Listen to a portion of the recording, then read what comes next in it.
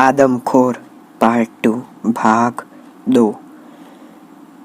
Friends, अब मैं कहानी कहने जा रहा हूँ। उससे पहले आप चैनल को 100% सब्सक्राइब कर लीजिए, और सब्सक्राइब कर लिया तो चैनल के ये वीडियो है ना आदमखोर पार्ट 2, उसे शेयर कर दीजिए, फिर ही देखिएगा, क्योंकि यार लाइक नहीं आ रहे और व्यूज़ भी नहीं आ रहे, इसीलिए। अब मैं कहानी शुरू करता हूँ। आदमखोर पार्ट 2। गांव की सीमा के बाहर छोटा सा स्मशान था। लाश के पास आम पेड़ के कुछ पत्ते मिले थे। यह छोटा सा स्मशान आम के बगीचे में था। इंस्पेक्टर शिवांश को लगा कि शायद उसे यहाँ कुछ और मिल सकता है। इंस्पेक्टर और हवलदार दादू दोनों गंभीर होकर बगीचे का मुआयना करने लगे। बागीचा कुछ खास नहीं था। कुछ 150 आम के बड़े छोटे पेड़ थे। आगे जाने पर बगीचे के बीचों बीच उन्हें एक कब्र मिली, जो कि खोदी हुई थी। इंस्पेक्टर शिवांश की आंखें चमक उठी। उसने हवलदार की तरफ देखा। हवलदार कब्र के नजदीक जाकर देखा तो वह एक महिला की आधी खाई लाश थी। तभी बादल गरजने लगा और बारिश शुरू हो गई। इंस्पेक्टर ने तुरंत फॉरेंसिक टीम को बुलाया और इस लाश को निकालकर जांच करने के लिए भेजने का आदेश दिया। काम खत्म कर दोनों गांव आए। बारिश तेज चल रही थी। गांव के सन्नाटे का माहौल था।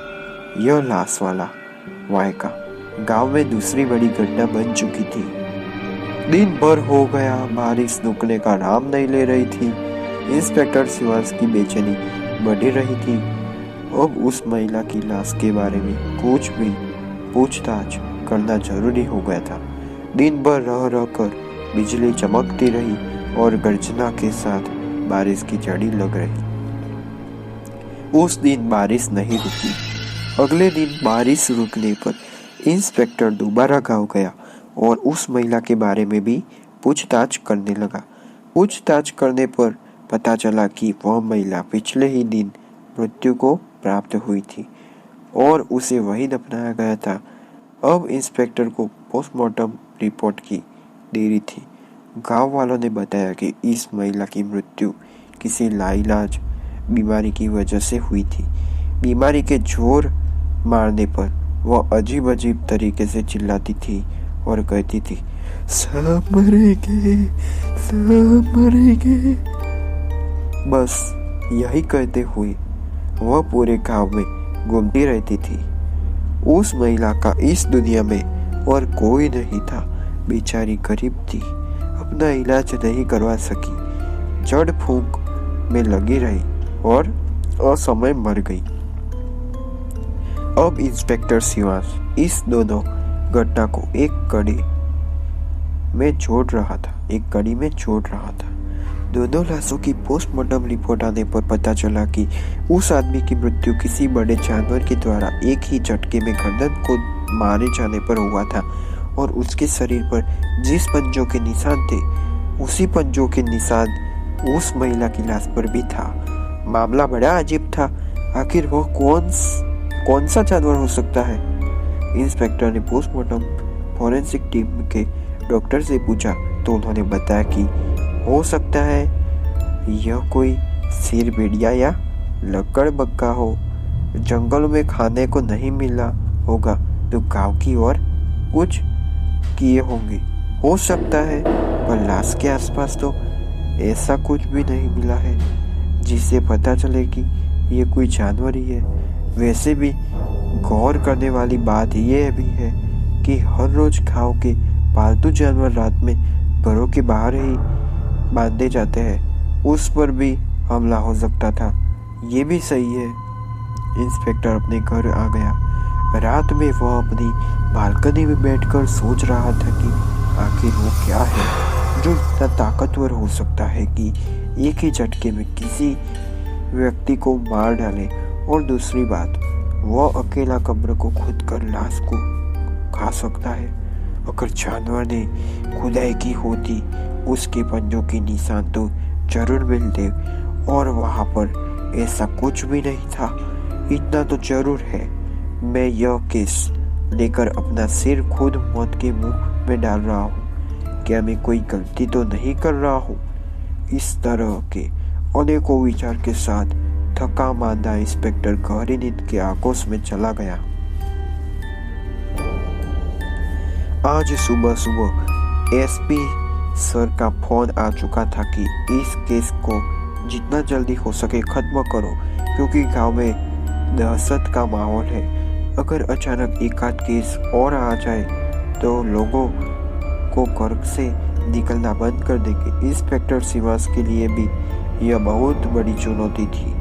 आज बादल साफ था। सिवास महोदय अपने बल के साथ उस स्मशान की ओर निकल पड़े।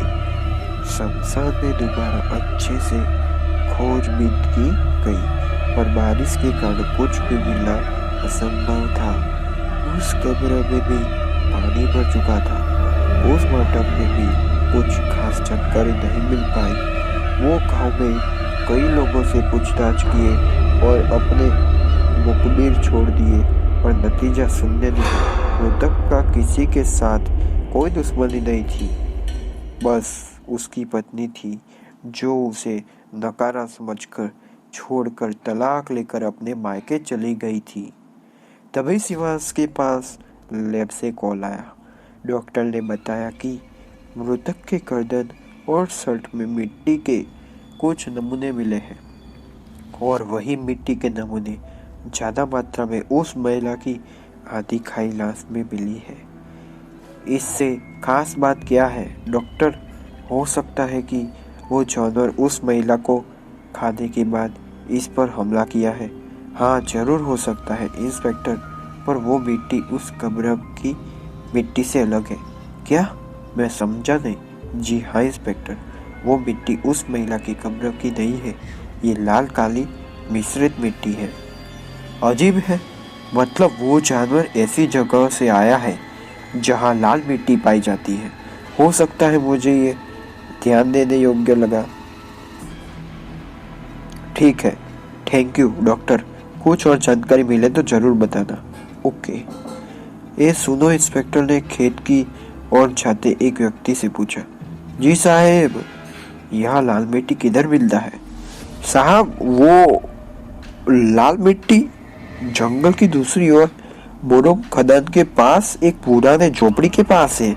वहाँ लोग त्योहारों में अपने घरों की लिपाई करने और बाजार में बेचने के लिए लाल मिट्टी लाने जाते हैं।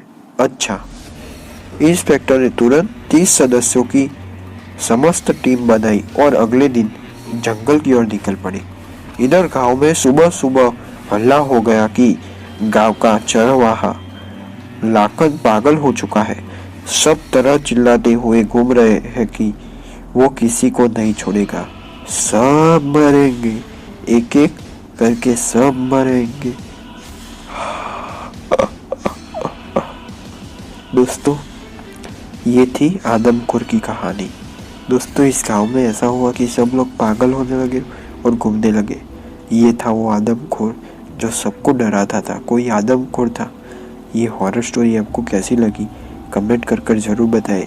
मैंने इस कहानी को एडिट करने में 4 घंटे बिताए आपके लिए गाइस, और आप शेयर तो कर लो, 1 सेकंड में शेयर हो जाएगा। सभी लोग गाइस 50 के व्यू करवा दीजिए। 50,000 व्यू का एम रखा है मैंने गाइस। सभी जगह शेयर कीजिए। कैरी मिनाटी टिकटॉक और यूट्यूब तो आप सभी लोग शेयर करते हो गाइस, हमें भी सपोर्ट कीजिए। मैं भी कैरी का फैन हूँ, अजय नागौर का, तो मुझे भी सपोर्ट कीजिए। मैं तो 4 साल से उसका फैन। गाइस, वीडियो को शेयर कर दीजिए फटाफट, ठीक है?